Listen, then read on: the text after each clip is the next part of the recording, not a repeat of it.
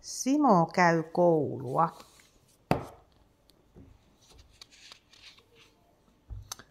Simo on pieni sininen norsu. Se pitää pomppimisesta, banaaneista ja saippuakuplien puhaltamisesta. Maija on hiiri. Se osaa hypätä narulla 30 kertaa pysähtymättä välillä. Rasmus on pörröturkkinen koira. Se on hyvä seisomaan etutassujen varassa. Klaara on kakaru. Se on erittäin taitava laulaja. Ei ole nyt keksiä. Nestori on sammakko. Se tanssii mielellään. Oskari on mäyräkoira. Se pitää rullalautaudusta. Tässä on Simo. Odottakaa minua. Ja nämä ovat Simon ystäviä. Oskari, Rasmus, Klaara, Nestori ja Maija. Ystävykset leikkivät yhdessä. Ne näköjään osaa kaikki pyöräillä. Mutta se lintukin pyöräilee. Ja käyvät koulua yhdessä. Opettajan nimi on Kerttu Koiranen. Minä tiedän. Minä. Kuka oli Kerttu koira? Tuolla tuo opettaja. Mä luulen, että se on tuo. Vai olisiko se tuo? En tiedä.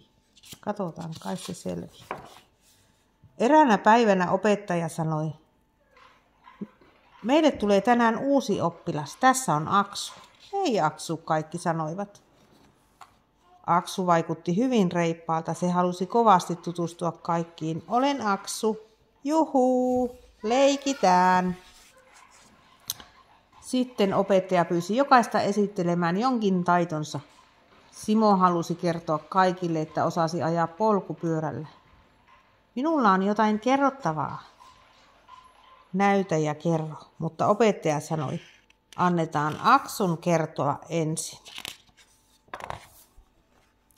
Sitten opettaja kysyi, oliko sinulla jotain kerrottavaa, Simo? Ei, Simo vastasi lannistuneena. Yhtäkkiä polkupyörällä tuo. Norsu varmaan. Yhtäkkiä polkupyörällä ajaminen ei tuntunut enää yhtään jännittävältä. Kaikki rakastivat Aksua. Hypitään kaikki. Jee, hyvä Aksu. Vau, kuunnelkaa Aksua. Aksu oli hyvä kaikessa. Katsokaa Aksua. Simon mielestä Aksu oli vähän ollakseen. Hupsista, auts. Aksu on uskomaton. Aksu voittaa taas. Niinpä Simo teki jotain tuhmaa. Pläts. Sitten se teki jotain muuta tuhmaa. Iik. Ja sitten välitunnilla se teki jotain todella tuhmaa. Ploiskis. Olen litimärkä. Se apina ei varmaan pidä. Simo, opettaja nuhteli. Jos et osaa leikkiä kiltisti muiden kanssa, sinun on paras leikkiä vähän aikaan yksiksesi. Aksu itkee. Voi sentään. Niinpä Simo vetäytyi omiin oloihinsa. Se istui pitkään laatikko päässä. Sitten joku sanoi, hei. Simo vastasi, mene pois. Miksi sinä et pidä minusta, Aksu kysyi. Tulisit pois sieltä. Koska sinä olet hyvä kaikessa, mutta minä en ole hyvä missään, Simo sanoi. Tuo ei pidä paikkaansa, Aksu sanoi. Sinä olet hyvä ystävä. Kaikki muut pitävät sinusta todella paljon. Ihanko totta, Simo sanoi. Muut haluavat, että tulet mukaan leikkimään, Aksu sanoi. Voi Juku, Simo sanoi. Oletko tosissasi? Sinulla on valtavan hieno kärsä, Aksu kehui. Kiitos, Simo sanoi.